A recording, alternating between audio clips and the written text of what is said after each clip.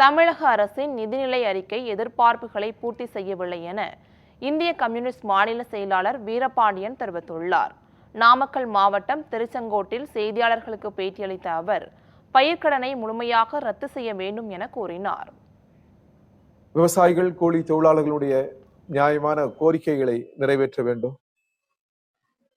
எளிய மக்கள், தெருவோரங்களில் வேலை செய்கிற எளிய மக்கள், வீதிகளில் தொழில் செய்கிற எளிய மக்கள், இவர்களுக்கு எந்த வகையிலும் அச்சுறுத்தல் கூடாது. அவர்கள் வாழ்வாதாரங்களை பாதுகாக்க வேண்டும். இப்படி பல்வேறு கோரிக்கைகளை முன்மொழிந்தபடி 10 தினங்கள் நாங்கள் பிரச்சார நடைபயணத்தை மேற்கொள்ள இருக்கிறோம்.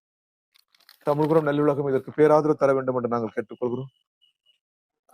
நாமக்கல் மாவட்டத்தில் இந்த எலச்சிபாளையம் பெரியமணலி ஊராட்சிக்கு உட்பட்ட 200க்கும் மேற்பட்ட குடும்பங்கள் வீட்டுமனை கெட்டு தொடர்ந்து போராடுகிறார்கள். பல்வேறு இயக்கங்களை நாங்கள் நடத்தியிருக்கிறோம். அந்த கோரிக்கைகள் நிறைவேற்ற வேண்டும் என்று நான் கேட்டுக்கொள்கிறேன். அதேபோல திருச்செங்கோடு, தேவனங்குறிச்சி பகுதியில் வீட்டுமனை கேட்டு பல குடும்பங்கள் போராடுகிறது.